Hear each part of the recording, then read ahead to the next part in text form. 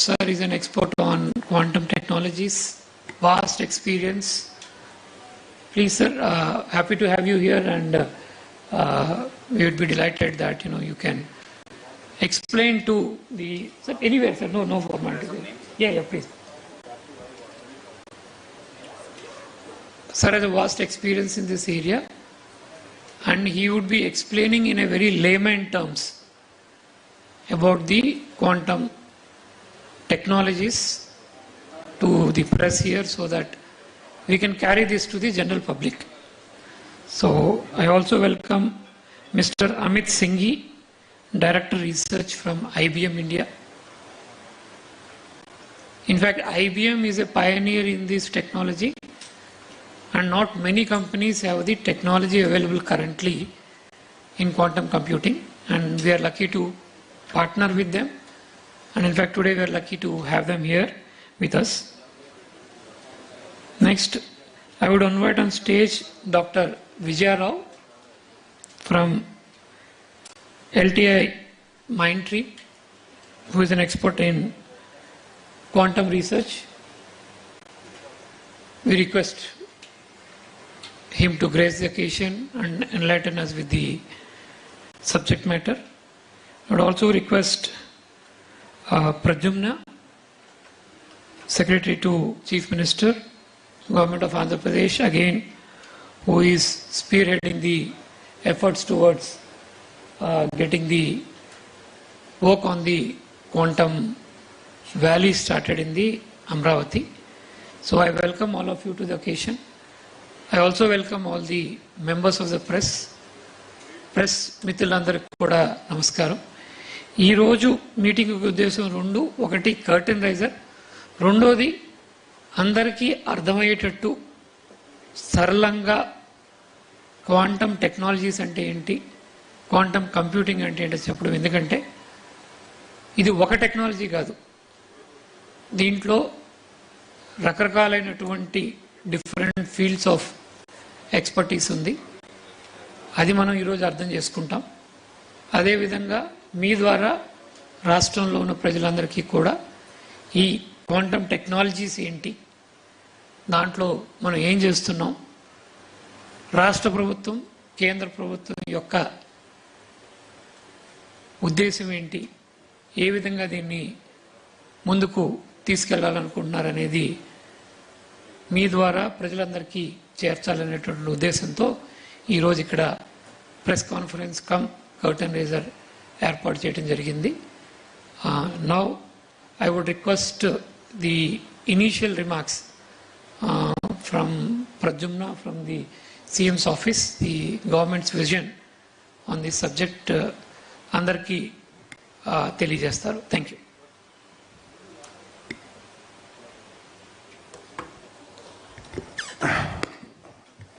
అందరికీ నమస్కారం అండి.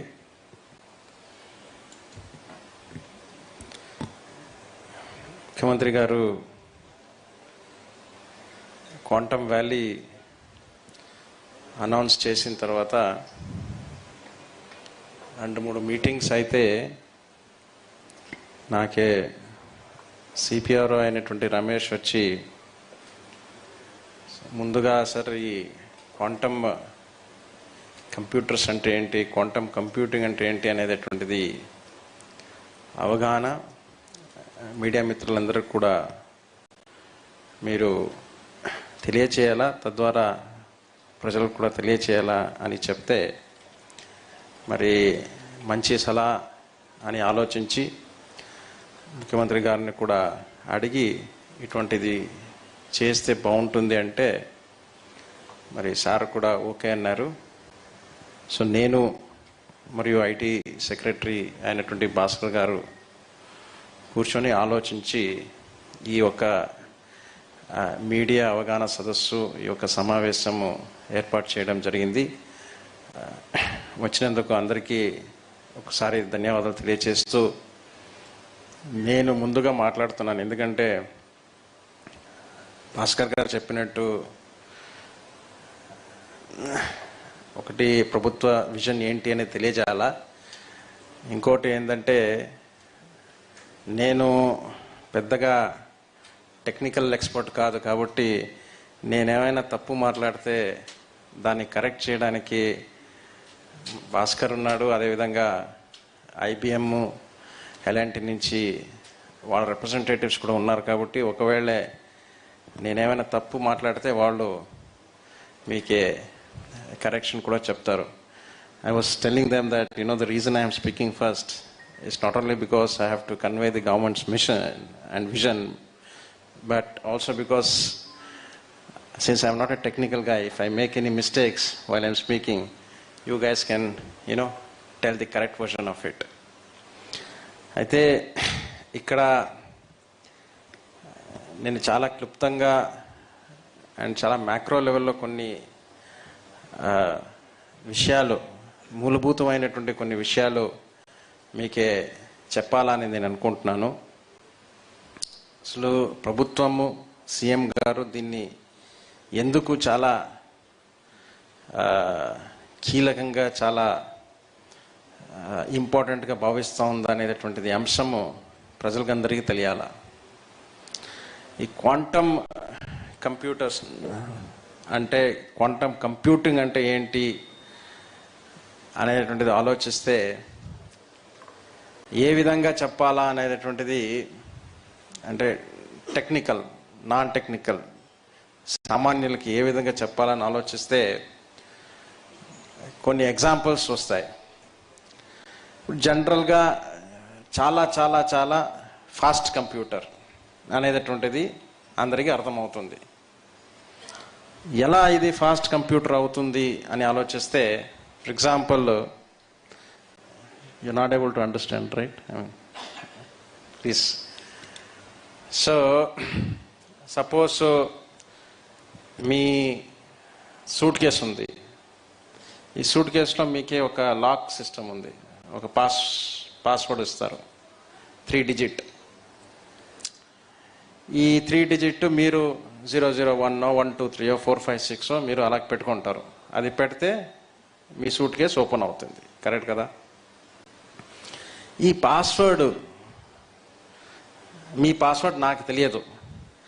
నేను కనిపెట్టాలా మీ పాస్వర్డ్ అంటే నేనేం చేయాలా చెప్పండి?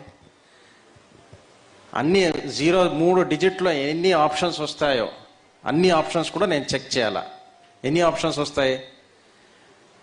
000 అనేది ఒక ఆప్షన్, 001 002 003 004, అదైనాక మళ్ళీ 011 012 013. ఈ అన్ని ఆప్షన్స్ నేను ఒకటొకటి చెక్ చేసుకుంటూ ఏ ఆప్షన్ నొక్కినప్పుడు మీ సూట్ కేసు ఓపెన్ అవుతుందా, ఆ ఆప్షన్ కరెక్ట్ ఆప్షన్ నాకు తెలుస్తుంది. కరెక్టా? ఇది ప్రస్తుతము మన దగ్గర ఉన్నటువంటి క్లాసికల్ కంప్యూటర్స్ చేసే విధానం. కంప్యూటర్స్ చెస్ గేమ్ ఆడితే ఎట్లా ఆడతాయంటే, మీరు చెస్ ఆడతారు కదా, ఎంతమంది చెస్ ఆడతారు? మీలో ఎంతమంది చెస్ ఆడతారు? మీరు ఏ మూవ్ చేయాలని మీకు ఇమ్మీడియట్ తెలిసిపోతుంది. అయితే కంప్యూటర్ ఏంటంటే అన్ని మూవ్స్, సంబంధం లేని మూవ్స్ కూడా ఒకసారి వెళ్ళి చూస్తుంది.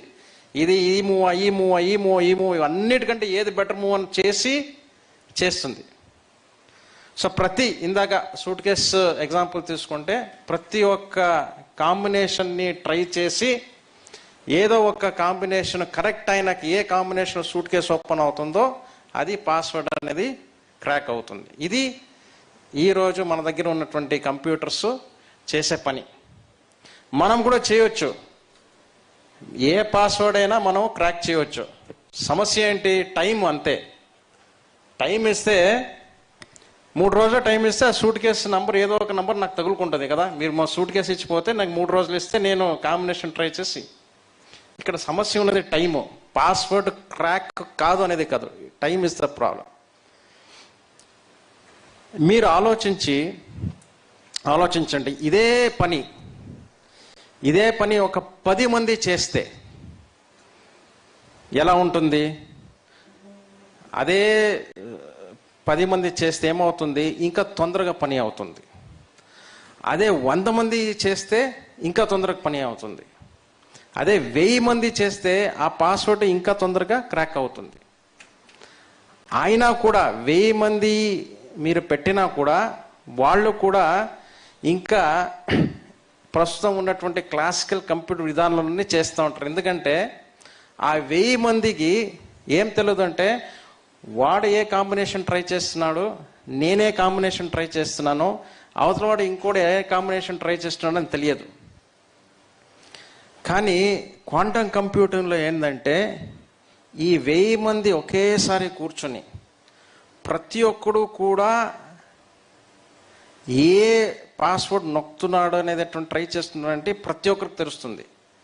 సో 1000 మంది లేదా 10,000 మంది ఒకేసారి ట్రై చేసినప్పుడు ఎంత ఫాస్ట్గా పాస్వర్డ్ మనం క్రాక్ చేయవచ్చు, అది క్వాంటమ్ కంప్యూటింగ్ చేసే ఒక విధానం. మనం చిన్నప్పుడు చూసాము, ఈ మీ పేపర్స్లో వస్తుంటాయి ఇప్పుడు కూడా.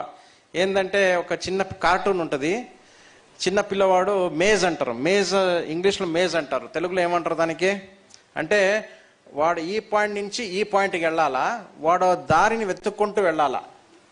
వాడికి 5 ఆప్షన్స్ ఉంటాయి. 5 ఆప్షన్లో ఎంట్రీ పాయింట్ నుంచి ఎగ్జిట్ పాయింట్ వెళ్ళడానికి ఒకే ఆప్షన్ ఉంటుంది. చూసారు, ఈ ఆట ఆడి ఉంటాం కదా చిన్నప్పుడు. దీనికి మేజ్, ఇంగ్లీష్లో మేజ్ అంటారు, తెలుగులో ఏమంటారు తెలియదు అని. పజల్. సో మనం ఏం చేస్తాము, ఫస్ట్ ఒక దారి చూసుకుంటాము, అక్కడ దాకా వెళ్ళి ఆగుతాము, ఇది కరెక్ట్ కాదరా బాబు, నెక్స్ట్ నెక్స్ట్ నెక్స్ట్ అంటే ఒకటి తర్వాత ఒకటి వెళ్తాము. కానీ అన్నీ ఒకేసారి ట్రై చేసినప్పుడు ఎవరికో ఒకరికి ఫస్ట్ టైమే తగులుకుంటుంది కదా. సో ఇది ప్యారలల్ ప్రాసెసింగ్.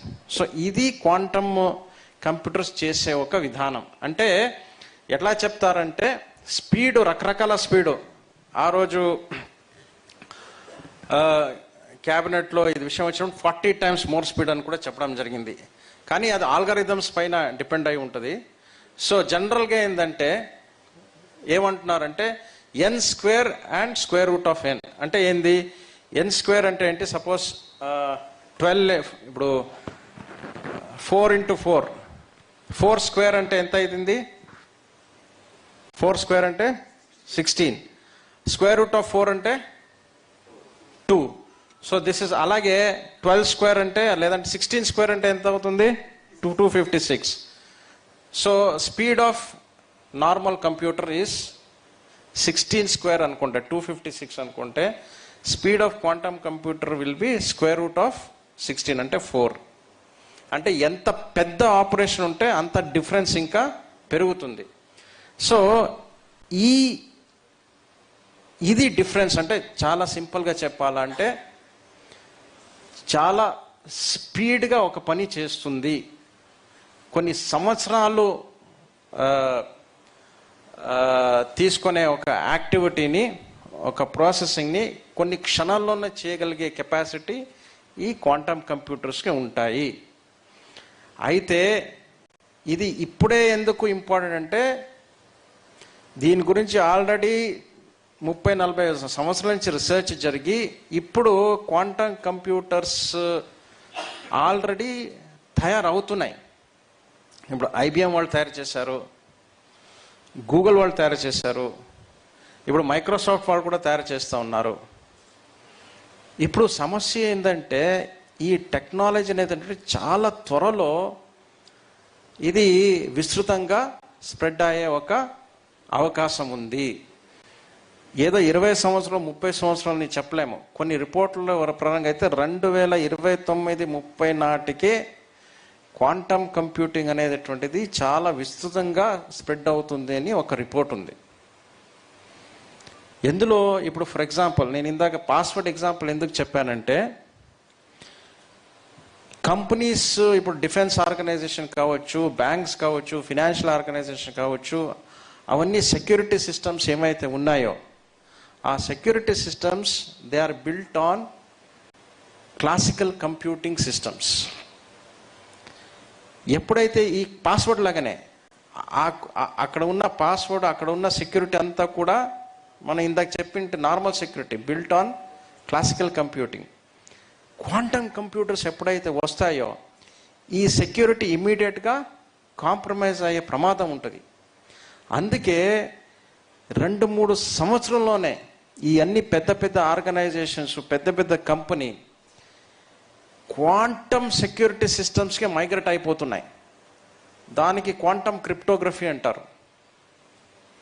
అంటే ఒక పవర్ఫుల్ కంప్యూటర్ పాస్వర్డ్ క్రాక్ చేయగలుగుతుందంటే అంతకంటే క్లిష్టంగా నేను పాస్వర్డ్ని పెట్టి సెక్యూర్ చేయాల్సినటువంటి అవసరం ఉంది. సో క్వాంటమ్ కంప్యూటర్స్ వస్తుందంటే ముందుగా ఆ సిస్టమ్స్ అన్ని కూడా I should secure my self through quantum computers. So ఇటువంటి విషయాలు ముందుకొచ్చే పరిస్థితి ఉంది కాబట్టి చాలా తొందరలోనే అనేక కంపెనీ, అనేక ఆర్గనైజేషను ఈ క్వాంటమ్ కంప్యూటర్స్ని ఆశ్రయిస్తుంది అనేటటువంటి ఒక రిపోర్ట్ ఉంది. ఇంకొక ఎగ్జాంపుల్ చెప్తాను. ఇందాక మీకు 4-5 years మీరు చూసారు, కోవిడ్ వచ్చింది, వ్యాక్సిన్ కనిపెట్టడానికి అట్లీస్ట్ ఒక సంవత్సరం, అప్పుడు భాస్కర్ గారే హెల్త్ కమిషనర్గా ఉన్నారు, అట్లీస్ట్ ఒక సంవత్సరం పట్టింది. ఎందుకంటే దాని ప్రాసెస్ అంతా కూడా ఆ డ్రగ్ డిస్కవరీ చేసేటప్పుడు ఎందుకు అంత డిలే అవుతుందని ప్రొఫెసర్స్ మీకు ఎక్స్ప్లెయిన్ చేస్తారు. కానీ అదే క్వాంటమ్ కంప్యూటర్స్ ఉంటే కొన్ని క్షణాల్లోనే, కొన్ని నిమిషాల్లోనే, లేదా కొన్ని రోజుల్లోనే కొత్త వ్యాక్సిన్ను కనిపెట్టి ట్రయల్స్ కూడా చేసి వ్యాక్సిన్ని మార్కెట్లో రాగలుగుతుంది అనేటటువంటిది అంచనా ఉంది. సమస్య ఏంటి? డ్రగ్ డిస్కవరీ అనేది ఒక సమస్య అయితే, ఇప్పుడు ఉన్న సమస్య ఏంటి? డ్రగ్ డిస్కవరీ అనేది సమస్య అయితే ట్రయల్స్ చేయడం కూడా ఒక సమస్య కదా. అంతమంది మీద ట్రయల్స్ చేయాలి. ఎందుకంటే బాడీలో ఎన్ని మాలిక్యూల్స్ ఉన్నాయి ఎవరికైనా తెలుసా? బాడీలో 10⁻45. అంటే 10⁻45 అంటే తెలుగులో ఎట్లా చెప్తాము? 45 సార్లు 10. 10 multiplied by 45 times అన్ని మాలిక్యూల్స్ ఉన్నాయి. మరి మనం ఒక కొత్త డ్రగ్ తీసుకొచ్చినప్పుడు ఆ మాలిక్యూల్స్ మీద ఏ విధమైనటువంటి ప్రభావం ఉంటుంది అనేది ఎలా తెలుసుకోవాలా? తెలుసుకునే మార్గమే లేదు. అందుకే టెస్టింగ్, హ్యూమన్ టెస్టింగ్ కూడా చేస్తాం. కానీ ఈ క్వాంటమ్ కంప్యూటర్స్ వచ్చిన తర్వాత ఆ మాలిక్యులర్ స్ట్రక్చర్ని ఎగ్జాక్ట్గా సిమ్యులేట్ చేసి ఈ డ్రగ్ ట్రయల్స్ అనేది కూడా కొన్ని రోజుల్లోనే కంప్లీట్ చేసే ఒక అవకాశము ఉంది. మన Andhra Pradesh already is the pharma hub.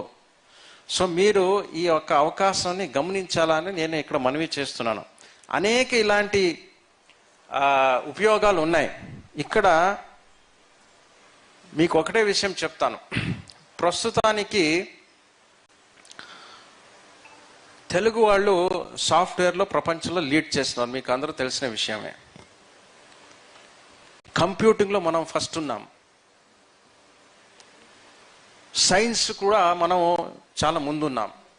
అంటే మన పిల్లలు, మన స్టూడెంట్స్ సైన్స్లో కానీ టెక్నాలజీ కానీ వాళ్ళు అగ్రస్థానంలో ఉంటారు. మనకి డెమోగ్రాఫిక్ డివిడెండ్ కూడా ఉంది. అంటే ఈ క్వాంటమ్ రెవల్యూషన్ని అందుకోవడానికి కావాల్సినటువంటి వాతావరణము, కావాల్సినటువంటి సందర్భాలు, పరిసరాలు అన్నీ కూడా మనకి సానుకూలంగా ఉంది, ఎస్పెషల్లీ ఆంధ్రప్రదేశ్లో. ముఖ్యమంత్రి గారు చెప్తూ ఉంటారు, ఇండస్ట్రియల్ రెవల్యూషన్ అయింది. ఇండస్ట్రియల్ రెవల్యూషన్ జరిగినప్పుడు 19th century జరిగినప్పుడు భారతదేశము మరి బ్రిటిష్ వాళ్ళ పరిపాలన ఉంది కాబట్టి ఇండస్ట్రియల్ రెవల్యూషన్ అందుకోలేకపోయినాం. తర్వాత కమ్యూనికేషన్ రెవల్యూషన్ వచ్చింది. ఎప్పుడు వచ్చింది? 90s వచ్చింది. కష్టపడి అందుకున్నాము. అప్పుడు 95లో ఐటీ రిఫార్మ్స్ చేయడంతో ఐటీ ఇవన్నీ కూడా మరి అవి ఇంపార్టెంట్గా పెరిగినాయి. ఇప్పుడు అందుకునే టైము అయిపోయింది. ఇప్పుడు లీడ్ చేసే టైం వచ్చింది.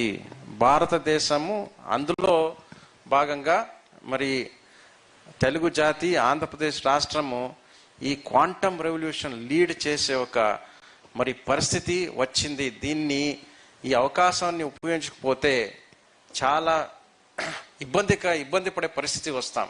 నేను ఎందుకు చెప్తున్నానంటే అన్ని కంప్యూటర్స్ ఉంటాయి, ఇంటర్నెట్ ఉంటుందా? ఉంటుంది. But computers will be quantum computers, internet will be quantum internet. So ఇది ఎట్లా అంటే, మీలో హాకీ ఎవరైనా ఆడారా? Hockey tennis, lawn tennis. మీకు తెలుసా 1970 వరకు ఇండియాకి హాకీలో ఎన్ని గోల్డ్ మెడల్స్ ఉన్నాయండి ఒలింపిక్స్లో? ఇప్పుడు వరకు ఇండియాదే లీడ్ 7 ఉన్నాయి. 1970 వరకు India was number 1 nation in hockey. తర్వాత మారింది. ఎందుకు మారింది అంటే అనేక కారణాలు ఉన్నాయి. అందులో ఒక కారణం ఏంటంటే హాకీ అనేది పవర్ గేమ్గా మారింది. అంటే టర్ఫ్ మార్చారు, చేసే గ్రౌండ్ మార్చారు, స్టిక్స్ మార్చారు. దీంతో ఏమైంది, మనకున్నటువంటి కొన్ని అడ్వాంటేజెస్ పోయినాయి. ఈరోజు మళ్ళా మన కంప్యూటర్లో సాఫ్ట్వేర్లు ముందుకు రావడం జరిగింది. మనం ఈరోజు లీడ్ చేస్తున్నాం. కానీ కంప్యూటర్ ఒక నేచర్ మారుతూ ఉంది. మనం దాన్ని లీడ్ చేయకపోతే రేపు ఈ అవకాశము ఇంకెక్కడో వేరే వాళ్ళకి వెళ్ళి మళ్ళీ వాళ్ళు లీడ్ చేసే పరిస్థితి వస్తే ఈ ఒక్క అవకాశం కోల్పోయినట్టు అవుతామన్న ఉద్దేశంతో మరి ఈ నిర్ణయం ప్రభుత్వం తీసుకోవడం జరిగింది. సో ఇది ఎప్పుడో 20 సంవత్సరం 30 సంవత్సరాల తర్వాత వచ్చేదే కాదు, ఇది ఆల్రెడీ వచ్చింది. It has already come. Countries are working on quantum computing. Countries are work national quantum mission అందుకే 2023లో ఎస్టాబ్లిష్ అయింది. నేను ఈ సందర్భంలో ఒకటే మీకు అందరికీ చెప్తున్నది, ఇది అందరి బాధ్యత. సో మనకి నచ్చినా నచ్చకపోయినా ఈ రెవల్యూషన్ అనేది వస్తుంది. ఇది ఆల్రెడీ ఇట్ హస్ స్టార్టెడ్. మనం ప్రిపేర్ అయితే మనం లీడ్ చేసే అవకాశం ఉంటుంది. ఇవన్నీ విషయాలు ఆలోచించి మరి ప్రభుత్వము, ముఖ్యమంత్రి గారు ఈ డిసిషన్ అనేటటువంటి తీసుకోవడం జరిగింది. మరి ఆ డిసిషన్ ఎలా తీసుకున్నాము, దానికి విధి విధానాలు ఏంటి, రాబోయే రోజుల్లో ఏం జరుగుతుంది అనేటటువంటిది మరి డిపార్ట్మెంట్ నుంచి సెక్రటరీ భాస్కర్ గారు చెప్పడం జరుగుతుంది. మనం ఇప్పుడు క్వాంటమ్ వర్క్షాప్ అనేటటువంటి 30 నాడు పెట్టాము, June 30th. జనవరిలో క్వాంటమ్ వ్యాలీ అమరావతిలో ఇనాగ్రేట్ చేయాలని కూడా చెప్పడం జరిగింది. బిల్డింగ్ డిజైన్స్ ఇంకా ఫైనలైజ్ చేస్తున్నాం, ఎలా ఉండాలా బిల్డింగ్ అనేది. అంటే ఒక ఐకానిక్ స్ట్రక్చర్ ఉండాలనేటటువంటి ఒక ఉద్దేశంతో బిల్డింగ్ డిజైన్ అనేటటువంటిది ఫైనలైజ్ చేస్తున్నాం. 30 నాడు జరిగే క్వాంటమ్ వ్యాలీలో, క్వాంటమ్ సమ్మిట్లో కేవలము అకాడమీ, ప్రొఫెసర్స్ లేదా స్టార్టప్స్ కాకుండా ఎండ్ యూజర్స్, ఈ క్వాంటమ్ కంప్యూటింగ్ వచ్చిన దాని నుంచి ఉపయోగపడే ఇండస్ట్రీస్ని కూడా మనం ఇన్వైట్ చేయడం జరుగుతూ ఉంది. ఎందుకంటే industry and academics and scientist వీళ్ళంతా కలిసి వచ్చినప్పుడే మనం సస్టైనబుల్గా చేయగలుగుతాం. సో ఆ ఉద్దేశంతోనే, ఆ స్ట్రక్చర్తోనే ఈ క్వాంటమ్ వ్యాలీ అనేటటువంటిది మరి ఎస్టాబ్లిష్ చేయడం జరిగింది. ఈ విషయాన్ని మీరు కూడా, అంటే ప్రభుత్వం చేస్తూ ఉంది, ప్రభుత్వం ఏ విధంగా చేస్తుంది అనేది మీరు అందరూ కూడా చూస్తూ ఉంటారు మీడియాలో ఉండి. అది మీ మీ యొక్క వృత్తి, మీ ఆక్యుపేషన్. అలాగే కాకుండా ఒక నార్మల్ పర్సన్ కూడా, అంటే ప్రతి ఒక్క నా వ్యక్తిగత అభిప్రాయం ఇది, ప్రతి ఒక్క పౌరుడు కూడా ఈ అవకాశాన్ని చూడాల. లేదంటే ఇప్పుడు వరకు ఏమైతే దేశము ఈ సాఫ్ట్వేర్లో మరి ప్రగతి చెందిందో, ఇప్పుడు ఒక లీడ్ ప్రస్తుతానికి అందరూ ఇప్పుడు యూరోప్, అమెరికా అని ఇప్పుడు వరకు అనేవారు. కానీ ఈ యొక్క టెక్నాలజీతో ఇండియా వైపు, ఆంధ్ర రాష్ట్ర వైపు ప్రపంచం తిరిగి చూసేంత అవకాశము, కెపాసిటీ వచ్చింది మనలో. ఇది సద్వినియోగం చేసుకోవాలనే ఉద్దేశంతోనే ముందుకెళ్ళడం జరుగుతూ ఉంది. ఇవన్నీ కూడా ఏమైతే చేస్తున్నామో అన్ని activities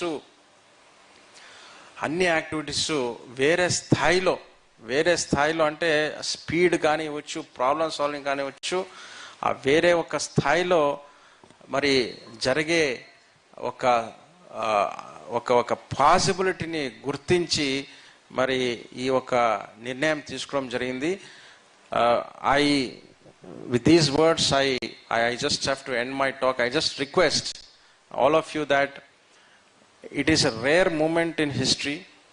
The time has come, at least the government of Andhra Pradesh thinks that the time has come for India and the state of Andhra Pradesh to lead the quantum revolution, and therefore we have taken many decisions in the government of Andhra Pradesh to achieve that. And the quantum workshop, which is scheduled on 30th of this June, is trying to precisely bring all the stakeholders together. ఆ రోజు stake holders అందరూ కూడా వచ్చి మరి ఒక Amaravati declaration అనేది కూడా మరి చేయడం జరుగుతుంది. ఆ డిక్లరేషన్లో మనం ఎటువంటి స్టెప్స్ తీసుకోవాలా, ఇక్కడ ఒక ఎకో సిస్టమ్ అనేటటువంటిది మరి అమరావతిలో ఆంధ్రప్రదేశ్లో క్రియేట్ కావాలా, దానికి కావాల్సినటువంటి ఏమేమి నిర్ణయాలు ఏమేమి చర్యలు తీసుకోవాలనేది కూడా ఒక అమరావతి డిక్లరేషన్ అనేటువంటిది మరి చేసి అది ముఖ్యమంత్రి గారికి కూడా అది సబ్మిట్ చేయడం జరుగుతుంది. మీరందరూ కూడా దీన్ని చాలా క్షుణ్ణంగా గమనించాలా అనేటటువంటిది నేను కోరుతున్నాను. Not only as media persons but as normal persons also. ఎందుకంటే it is a game changer technology which we should be very much aware of and alive to the possibilities. ధన్యవాదాలండి. Thank you. Bus.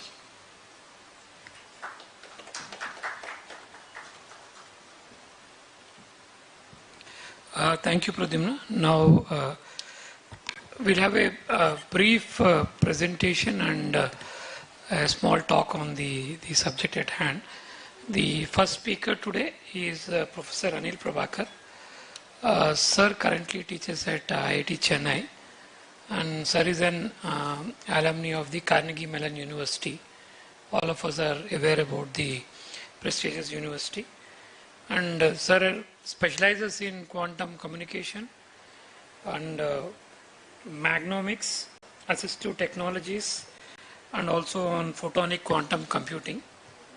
In fact, I should mention that Sir has a large number of patents on quantum technologies. So I went through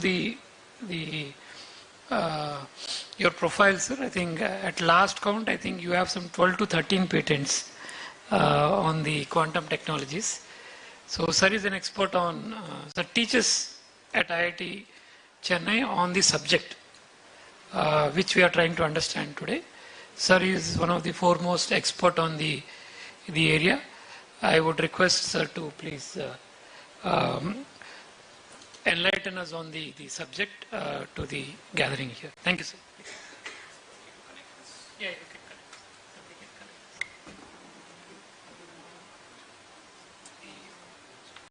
HDMI cable. HDMI cable.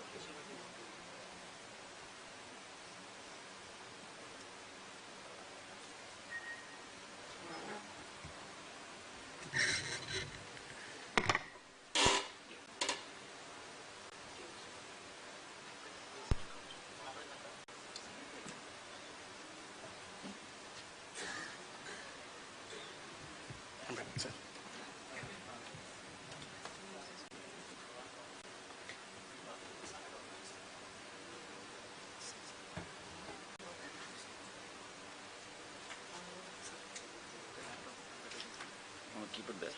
Change it. You have a changer? Change it. We can do that. Sir, I think we'll sit down, sir, so that Yeah. we can sit. Yeah.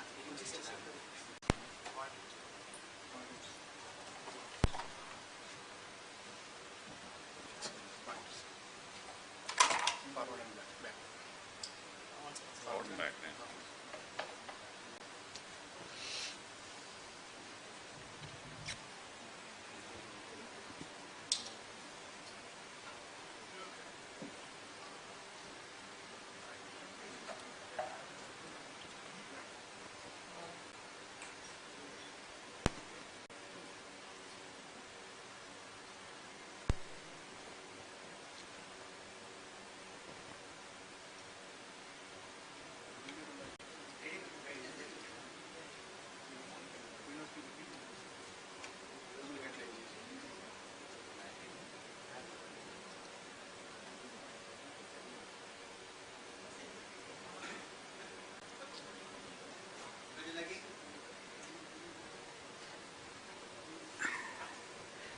I can start by saying that two things.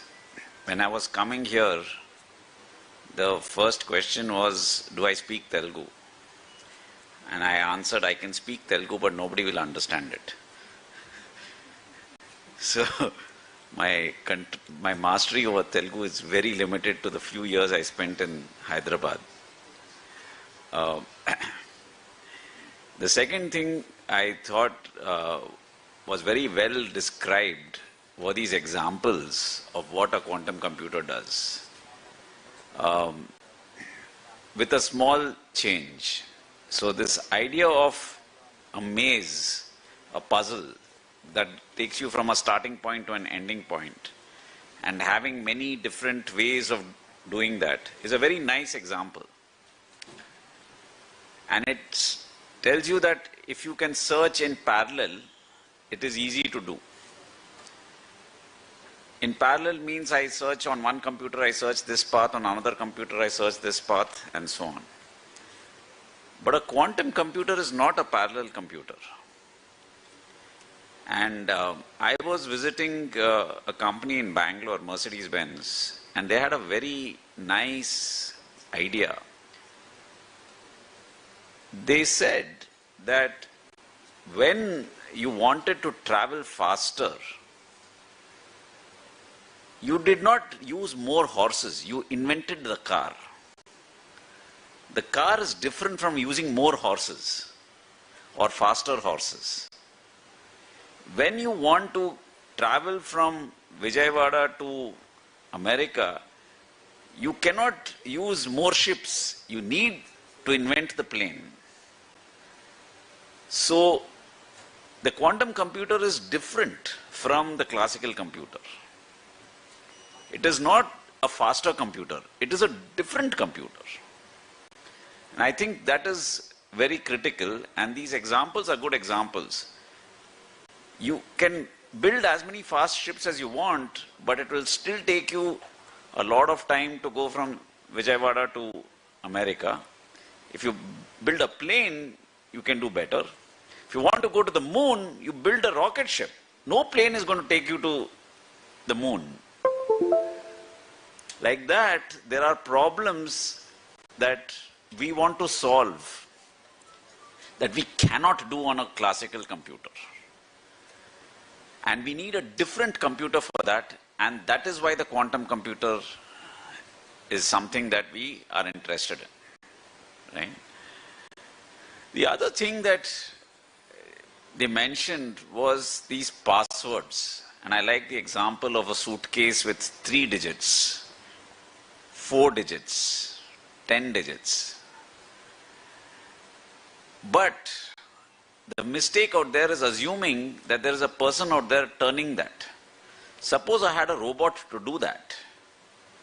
And in the movies we see those people will come there and they'll just hold something up and it will automatically figure out what the password is. If I have a machine to do it, the machine will do it much faster. So I don't today need a quantum computer to break your passwords. I can do it with AI, with ChatGPT, with GPUs. And that is already there, right? So we need to protect ourselves from the people who want our passwords. But that is not why we are installing a quantum computer.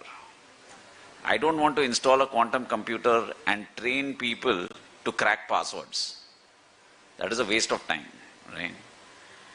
I want to build a quantum computer, install a quantum computer to solve problems that are of interest to us. And we'll talk a little bit about it. I think we're finally here. The slideshow. No, just on that, you just click slideshow. On the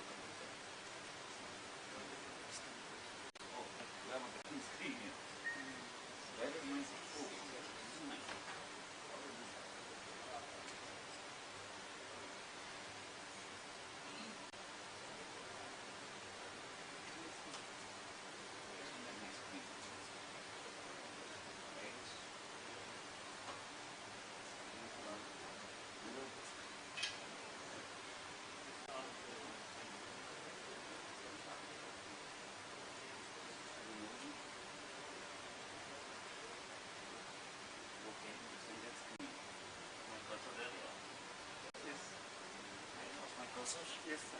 The screen is extended. I got it.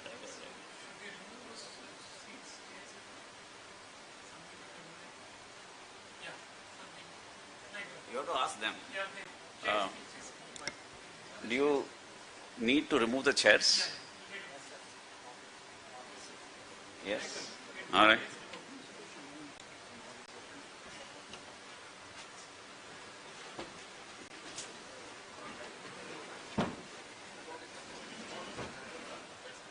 Yeah, that's good. That's good. I think they're saying it's okay.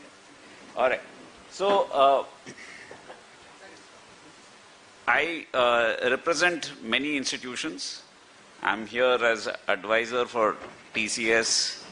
I'm a faculty at IIT Madras.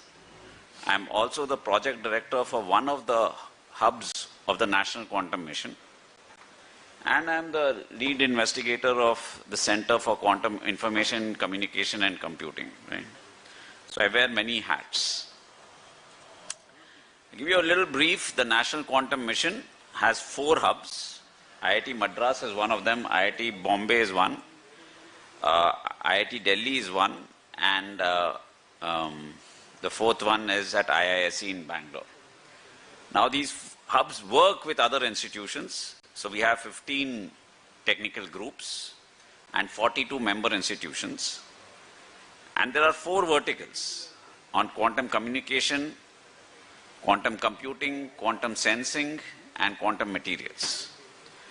The communication hub is co-chaired by the Center for Development of Telematics, CDOT, in Delhi. The computing one is in Bangalore. Sensing and metrology is done by Bombay, and materials and devices is done at Delhi. Right? The idea is it is pan-India. You can see that there are institutions. If you look closely, you will see IIT Tirupati out there. You will see IIT Hyderabad out there.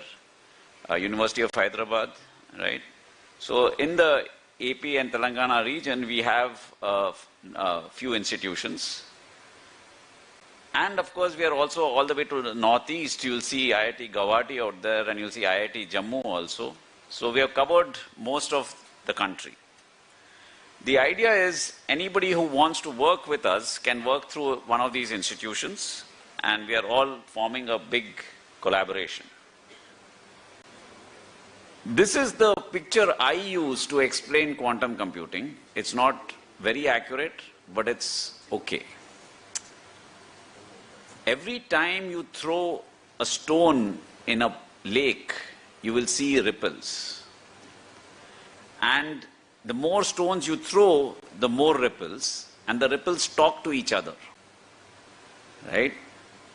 And the way they start talking to each other, you will see that if you have n stones and n is 64, you will get 10 to the power 19 conversations happening between the ripples.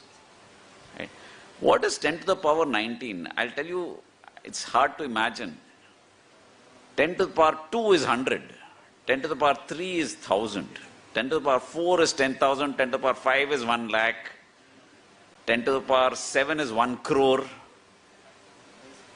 10 to the power 19 is, 10 to the power 14 is 1 crore, 1 crore. Right, those many zeros. So 10 to the power 19 is, I think, 1 lakh, 1 crore, 1 crore. Right? That's a very large number. And that is what will happen if you have 64 qubit quantum computer. What we don't always tell you is that when we do this math, we are assuming that they're all talking to each other. We are assuming there's no noise. On a computer, today, there is a lot of noise. And so, you don't really see this advantage. All right.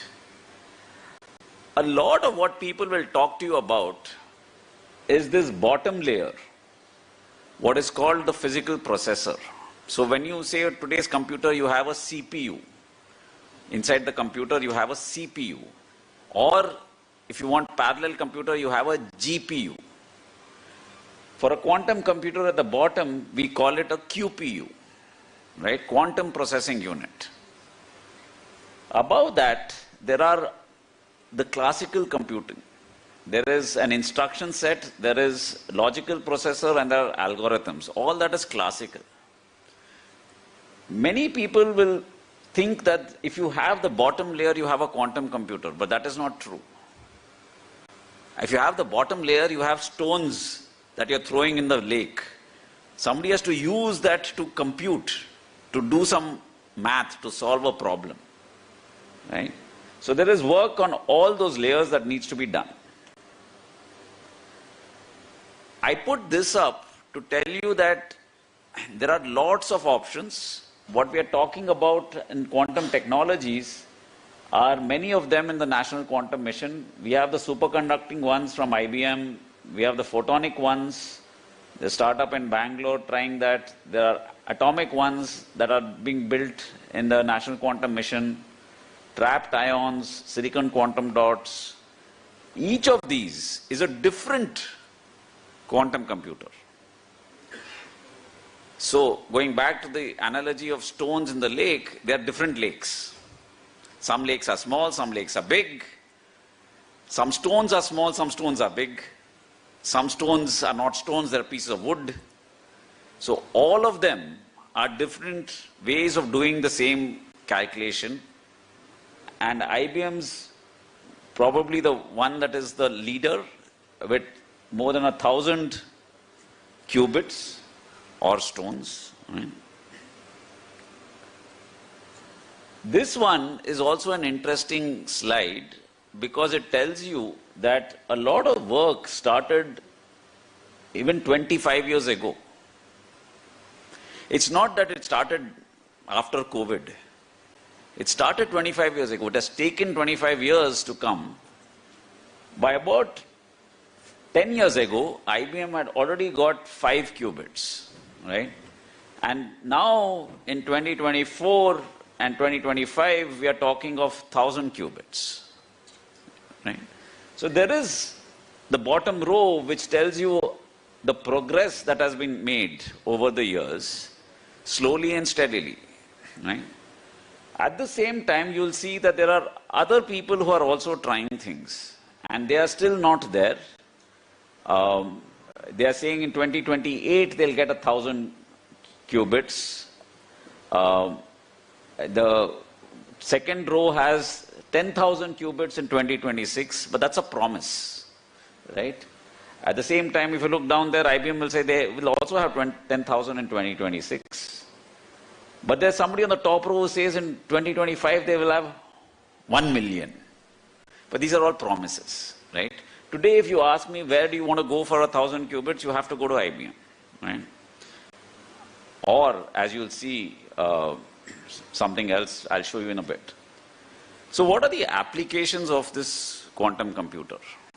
What do we do with it? And that's a big question. We've decided that opening suitcases is not a good problem, because not everybody wants to open each other's suitcases. That is not the problem. The problem is, what can you use it for? Can you use it for drug discovery? We talked about COVID, right? So to do drug discovery, you need a quantum computer, right? Because the drugs are quantum mechanical in nature. So you need a quantum computer for that. You want to solve large machine learning problems. Today, everybody is doing machine learning. Data science and machine learning is one of the most popular engineering streams. But that machine learning has large amounts of data. And then you go back and think of that lake with stones. If the lake is full of data and you want to have the data talking to each other, then you have to throw stones out there and see which ones are talking to each other. And that's kind of the machine learning applications of these quantum computers. At the very end is what we call cryptography, or this breaking of passwords or opening suitcases, right? Breaking locks. But you can see that you can build new batteries, which is very important for all of us. We can build new batteries, we can build new drugs, new materials. On the top, there is one problem called bin packing. It's a very simple problem. I take a suitcase again, and I give you all these objects. I lost half my presentation.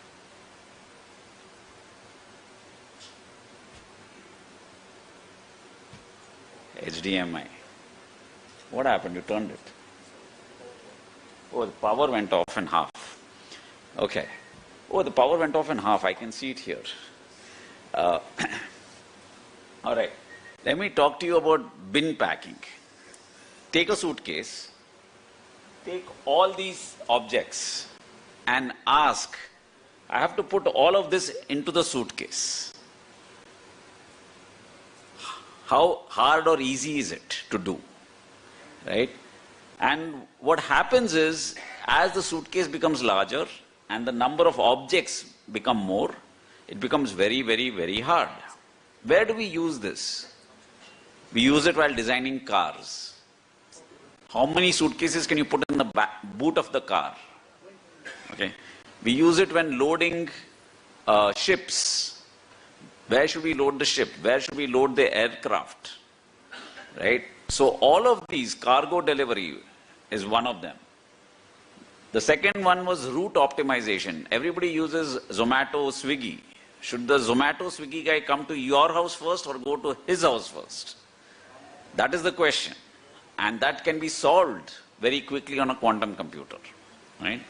So those are the sort of questions that we are trying to look at and encourage people to look at, to say that let us use the quantum computer for things that will affect your life and my life more than the quantum cryptography. Right? So proteins, all our bodies are made of proteins. We all know what proteins are, right? They're something we eat. It's there in beans, right? It's there in meat. How does proteins fold?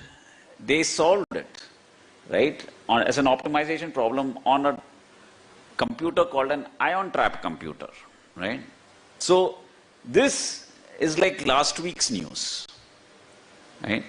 So every day there is a new news and new record, right? The answer on how we use a quantum computer is that we don't use it by itself. You are not going to use a quantum computer instead of your laptop. You are not going to use a quantum computer to surf the internet, right? You're going to use a quantum computer along with other computers in what is called hybrid computing. So the regular computer will do 2 plus 2 is equal to 4, and the quantum computer will do 1 lakh, 1 crore, 1 crore plus 3 lakh, 1 crore, 1 crore type of problems, right? So the large problems will go to the quantum computer, the small problems will go to the regular computer. And that is what we call hybrid computing, right? And there are many use cases. You'll see out here there is something called image processing, where you try to understand why a pipe has rust. We look at time series forecasting, where we understand how the stock market works. Drug discovery we spoke about, and the last one is cyber security. You'll see how cyber security is also important. Why is it important today? I will show you in a bit. But all of these are use cases that can work on a quantum computer. Right. So when do we use a quantum computer? And I think we had this conversation that 16 square is 256, 16 square root is 4. So difference between 4 and 256 is very large. So if you're looking at a search algorithm, we're no longer talking of 16, but the size of the problem is about 350. So when you go to a large problem, that is when the red curve takes less time than the blue curve. So you need a large enough problem. If you try to do a small problem, then the quantum computer is not useful, right? The second algorithm actually is called the factoring algorithm, which is to break passwords. So we won't spend too much time on that, right? Except to say this: how long does it take to break your password? And I always do this in any audience. So if you have an 8-character password, how many of you have 8-character passwords? I have only 6 characters. I do the minimum. 8-character password, which is a mix of upper and lower case, third column, is 1 week on a ChatGPT style computer. So, whereas if it is only lower case, it's 43 minutes. If it is numbers, upper and lowercase, it's 1 month on a ChatGPT computer. If it is numbers, upper and lowercase, letters and symbols, it's 3 months on a ChatGPT computer. And the computers are getting better. Those are classical computers. I don't have to wait for a quantum computer to crack your password. I will do it with the classical computer. And I think that is important, right? And what will happen when you have a quantum computer is that 3 months will become 3 days, 3 hours, or 3 minutes. Who has the computer today? Our competition to the north. This is yesterday's news. 1,000 qubits, right? Will they tell us that they can crack our password? They won't tell us. Because if I can open your suitcase, why will I tell you? I will let you put all your gold in the suitcase and then open it and take the gold. I will not tell you that I can open it because then you'll change the number, right? So this is, as of yesterday, is what they've announced, right? To protect you against that, the government, the national government has also set up a quantum communications hub, which will protect you from someone trying to steal your passwords. And there is a project called Kila that is going to connect Delhi to Bangalore and run a test bed from Chennai to Bangalore. There is a project run by ISRO to set up satellites to exchange passwords. There is something called post-quantum cryptography that can help protect passwords even before Kila and satellites are up. There is another project called QPRAN that everywhere on the Kila where the white dots are, they're going to put something called a quantum repeater. So these projects are what I call the shield. You know, if you look at Bahubali, there are two people, right? There is someone who attacks and there's someone who defends. The attacker has a sword. The person who defends has a shield. This is the shield. The previous one was a sword, right? This is the sword. Someone is trying to attack you. This is the shield, right? Now you can also have your own sword, but that is a different conversation, right? So finally, I will leave it with this picture. We started off with the National Quantum Mission, and now we've got Amravati Quantum Valley also coming up. And the idea is that the Amravati Quantum Valley will give access to IBM Q to both academia and industry. And this entire collaboration is going to benefit. I mean, this collaboration is all academia, but there are industries that are also going to come on board, and they are all going to benefit from having access to this machine in Amravati. All right, so let me stop here, and if there are questions, I can take them. At the end? All right. Okay. Thank you very much.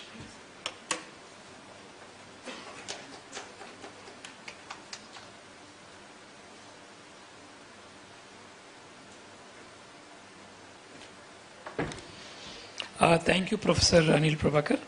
Now we have another eminent expert in the area. Mr. Anil Singhi is Director Research, IBM India. In fact, he is also from the same university as Mr. Anil Prabhakar, probably Carnegie Mellon University. And he specializes in hybrid cloud, artificial intelligence, quantum computing, and cybersecurity. And the kind of mixed kind of experience and the expertise is on all the fields, I think makes him the perfect choice today to address all of us and tell us about his ideas on the quantum computing and the Amravati Quantum Valley. Please.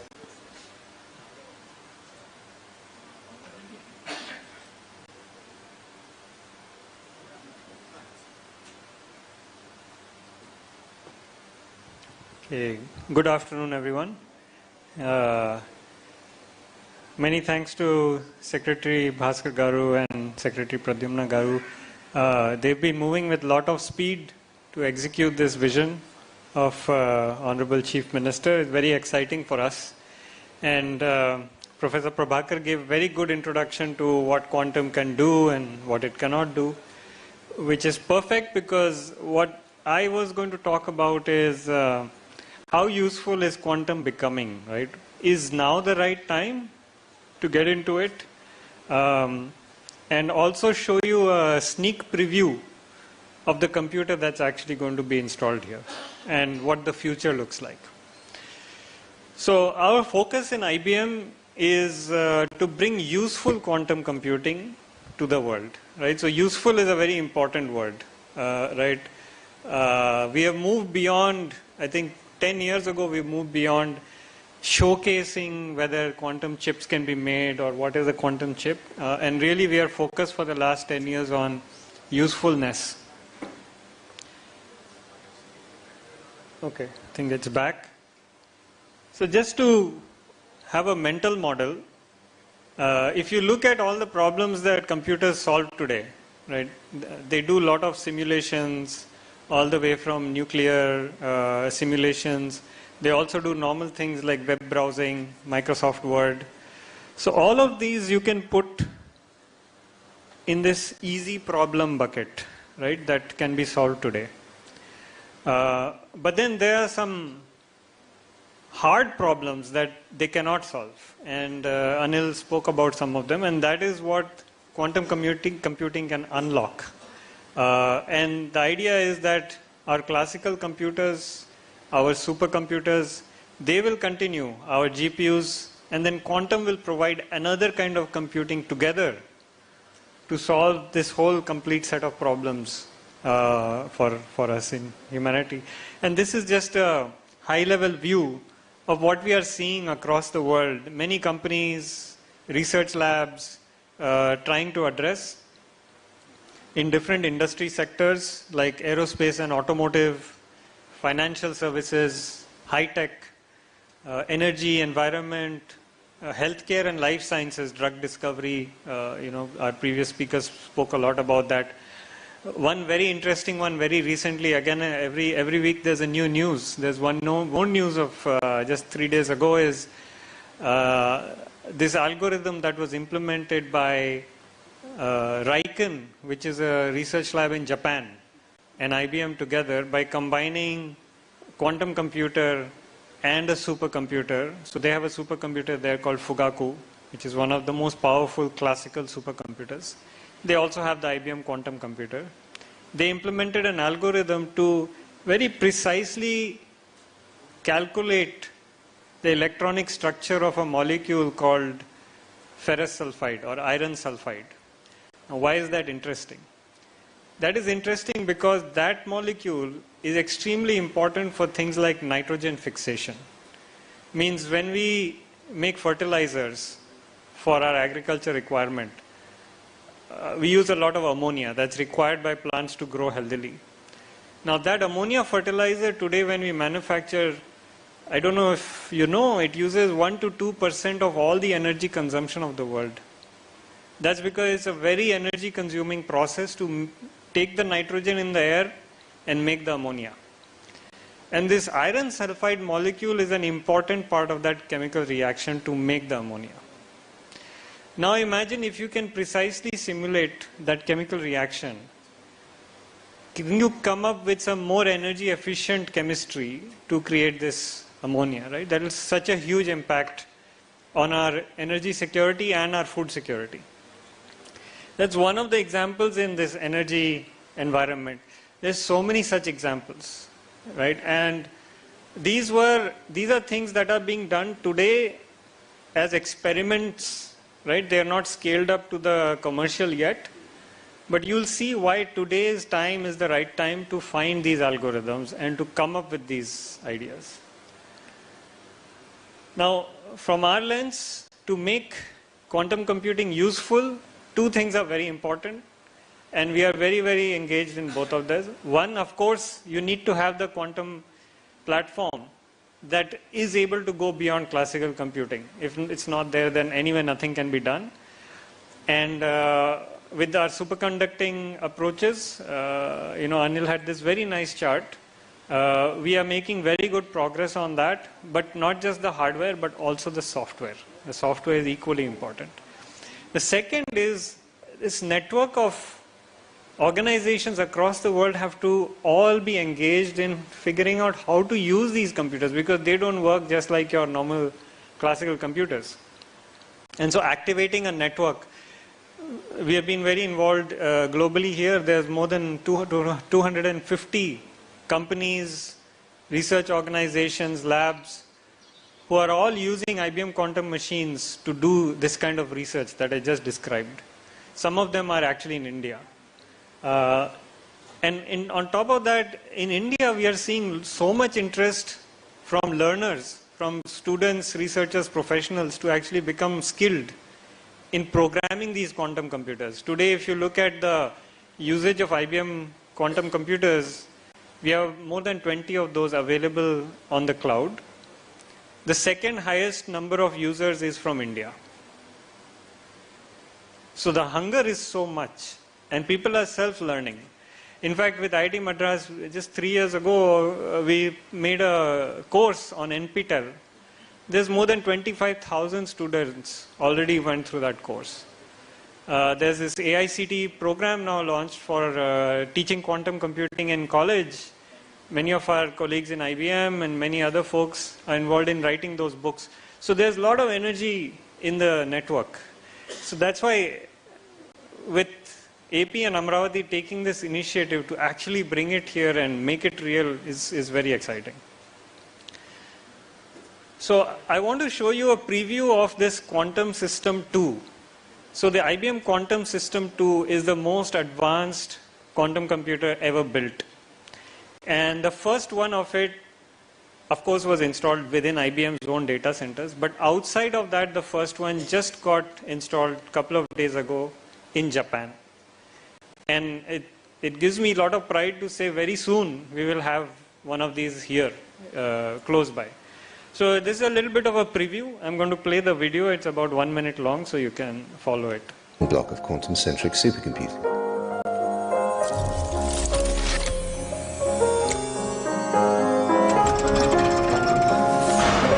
Quantum System 2 isn't just a standalone system.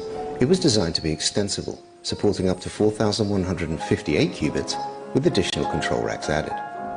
It was also designed to be modular, so multiple Quantum System 2s can connect cryostats with long-range couplers connecting the processors, supporting up to 8,316 qubits, and with 3 System 2s, a remarkable 16,632 qubits. In a data center environment, classical or AI racks can be swapped out to extend the computational capacity of the system.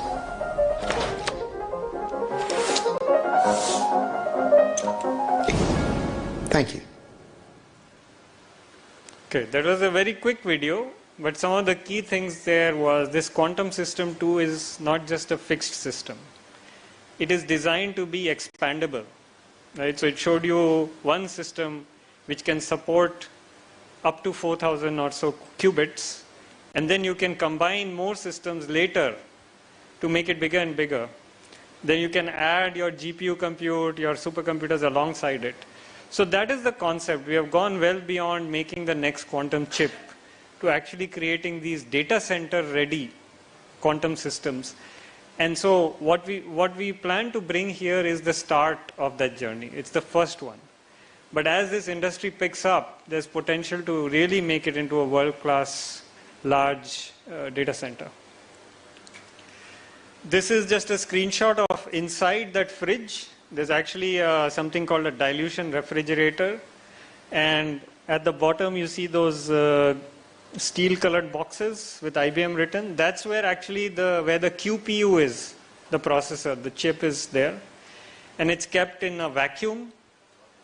And at a very, very low temperature that's colder than outer space, right? In the 10 to 20 millikelvin range. That's about minus 273 Celsius. So very cold. The reason is we don't want any kind of disturbance or noise, even at a micro level, to disturb the qubits, because they are working at a, like Anil had this nice example of the ripples. Even a little feather goes in the ripple, it destroys it.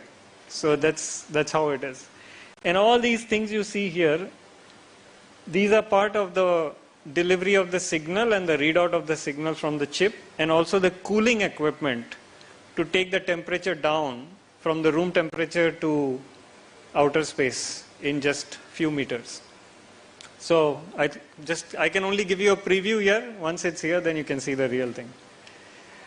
Now, I want to talk about why today. Why is today today as in this time important to get started with speed? Now, this is a development roadmap IBM has. Year after year, we want to make bigger chips, better software, and get towards a point. And one very important date that we have announced as a promise is 2029. In 2029, we believe we will be able to build what's called a fault-tolerant quantum computer. Means it will not be disturbed by any noise. Today what happens is there is noise, so you can do some calculation, but then only for say half a millisecond or something, and then you cannot because the noise disturbs it. So that limits how much you can calculate. Once we can correct that error and make it fault tolerant, then it will really open up the gates, right? That will be like the beginning of the Gen AI moment, right? So that we think it is going to start in about 4 years from now. And while it looks just a little bit away, and we might say, okay, let's start doing the work when that computer is ready. Actually, some people think that way. We think that it will be too late to wait anymore. And the reason is a little bit in this picture. See, it's marking 3 eras of this quantum hardware. You can see the error correction 2029. We want to make this machine which is error corrected. That will be a new regime. So people can actually run all those quantum algorithms freely on this. 2023 was an important year because that was a year where IBM and UC Berkeley, University of California, Berkeley researchers got together and they ran a simulation on a quantum computer that could not be run on the fastest supercomputer in the world. So that means we reached a place which we call quantum utility. That means we proved that quantum computers can now do something that is outside the reach of classical computer. That something may not yet be very, very useful, but now we are in this middle range, right, between 23, 29, where the computers can do something that is beyond the reach of the supercomputer, but they're still noisy. They're not perfect. But this 5 years is critical where all this kind of research, like I talked about, the Japanese research is happening. And the early adopters who discover these algorithms and build that expertise and create the startups, from 2029, they are the ones who will lead the world. So that's why this is the perfect time.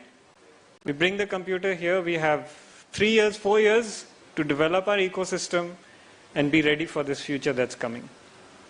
And in fact, if you look at some of the data from BCG here, for example, how many POCs are being done every year in the industry using quantum computers in these different industries, energy, logistics? Every year it's going up. Last year, more than 150 POCs, right? Look at the amount of investment that's going every year. So the world is moving very fast, very fast. Still, it's not unlocked, so we have that opportunity to really get in the game and take leadership. And it's estimated, the early adopters who are going to start now, they will capture 90% of the value. And given our strength in India, with both software engineering, with scientific skills, and our approach to creating startups with agility, I think we have to be capturing most of this 90%. We cannot leave it to others. So I think this is the perfect time for Amravati's Quantum Valley Tech Park to accelerate this quantum ecosystem in India. The National Quantum Mission has set a foundation for the research, very clear goals, but Quantum Valley can set the foundation for the industry. And that will be driven by algorithm discovery, application development that is used in India and used by the world. I want to take just 2 minutes to talk about this future vision, right? That we announced 2029. We want to develop a system called the Starling. This will be the first large-scale fault-tolerant quantum computer of the world. It's still not built. We are ourselves putting the pressure on us to build it. And there's a level of confidence in IBM that we can do it. This is what it is likely going to look at. In the center, you can see the center line is the multiple fridges. And on one side, you have all of the cryogenics to feed it. And then also you have some classical alongside it. This is our data center in New York, where we keep building out these things. You can see on that far right side, that is IBM Quantum System 2. It's showing 4 of those. That's 2025, this year. And that is also what we are bringing to Amravati. 2029, you can see we expect to have the Starling system, which will have those 200 logical qubits. If you remember Professor Prabhakar's that diagram, there's logical qubits. That means after all the error correction is perfect, no sensitivity to noise or almost no sensitivity, you get 200 logical qubits. You can run 100 million quantum gates. That's the 2029 milestone. And soon after 2033, we have a milestone for a system called Quantum Blue Jay, which will support 2,000 logical qubits and 1 billion quantum gates. Right? So this might very well be the picture of our Amravati data center, for all you know, if we are successful here. Right? So with that, I'll close, and that's all I had for today. Thank you.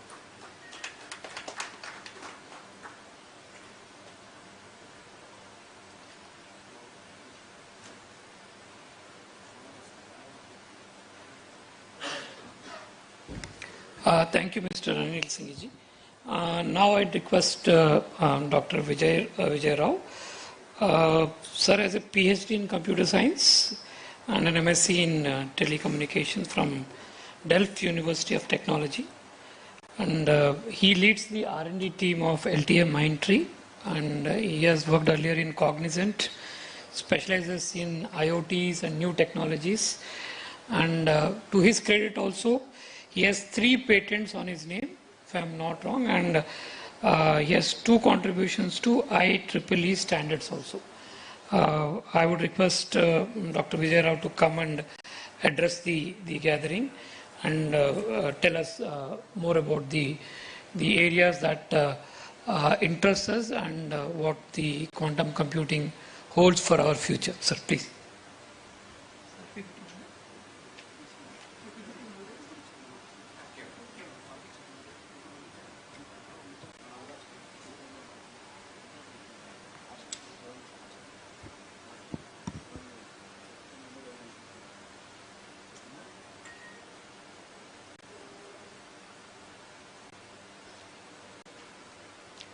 While they load, well, thank you for inviting me. It's an honor to talk here. My speakers earlier have really made my job easy. I think Anil has taken quite a few slides already and explained. So it makes me make my work a little less. And of course, Amit has explained very nice as to what the roadmap is, why quantum computing is so important. I also realize that I'm probably the one between you and your lunch, so I'll also keep it short. Yes. I'll try to focus more on the applications that Anil and Amit were talking about, and how can we make them more useful, or what are we trying to do to make them more useful, take it to the customers, or try to solve real-world problems. So I divide the talk into why quantum, which you've already heard about. Where can quantum bring value? You've seen some snippets. I'll try to go into a little more detail. And how can industry take this to solve some real-world problems? So this example Anil spoke exactly as is. So if you want to go to a different dimension, right? So yeah, from moving from place A to place B, you could use horses, carriages, then we went on to cars, F1 cars, but it really can't take you beyond a certain point. If you really want to go to a different dimension, you need a different device altogether. And going by the same analogy, initially we had very big computers, batch computers, now we have supercomputers, but they can also solve problems only to a certain extent. If you want to go beyond solving the most complex ones, I will try to give those applications a little later. You need a different technology, and that's what IBM is trying to build, and that's what Amit also showcased. That's a quantum computer. This is a problem, Anil, and I think initially Pradyumna Garu also spoke about. There are two parts to quantum computing. One is trying to solve very complex problems. For example, the Zomato thing, right? So where do you want to go and deliver first? Well, Zomato is a simpler problem, and of course complicated with the workforce that you have. It's an extremely, extremely complex problem. Just looking at the scale, if you have 10 cities to cover and one truck, then the number of parts that you have are still okay. It's in a lakh combinations or in lakhs of combinations. But as soon as you go up to 20 cities, it's already quadrillion. 28 cities is octillion. It's something that you cannot do. Find an optimal path. Make sure that you're making efficient use of the fleet that you have in order to cover these areas, right? You cannot find out. You will find approximate solutions with today's computers. You will find good approximations with combining with AI, but you will not be able to find the best. So that is one class of problems. I'm just trying to showcase where quantum computer can bring in value. And the other part is security. We talked a lot about passwords and suitcase breaking and so on. But essentially today's security, whatever we use as when we browse URLs, when we open a bank page, we use something called HTTPS. Government always wants us make sure that your browser shows you HTTPS, right? So those things are using very complex maths problems to make sure that the security is maintained. But quantum computers, and there are existing quantum algorithms, if somebody gets access to the data, they can break open this. They can actually log into your banks and do whatever transactions that they want to do. So that's where, yeah, it's a sort of a double-edged sword, right? So quantum computing can bring benefits on one hand. On the other hand, it can also create some security issues. We will need to work on both, and these are some of the use cases that we'll start. So the difference is, it's, we talked about a different dimension of computing. I'm not going to talk about the physics here. I'm just going to keep it very light. The idea is classical bits are only zeros and ones. In your phones, in your computers, everything is represented as zeros and ones, and you just work with them. But with quantum computers, there is something called superposition, where the bits can be in 0 and 1 at the same time. And that's why you can compute in multitude of states at the same time. So it makes that number of combinations that you test out for a certain problem is going to be exponential. And that gives the exponential sort of speed. Entanglement, of course, also comes into picture into quantum computing, but I'll leave that out because it's extremely complex physics. So where can this bring value? There are multiple domains. Anil touched upon a few, Amit also touched upon a few. Basically, we see that there are 4 major areas where quantum computing can be applied. Optimization, problems, quantum AI and ML. So earlier this year, Elon Musk talked about quantum AI, trying to use quantum computers to train better models, and that was a huge buzz, and still is a buzz this year. So those are one thing. That's the second application area. Third is simulations. They can be used to simulate climate changes, risk analysis in various domains.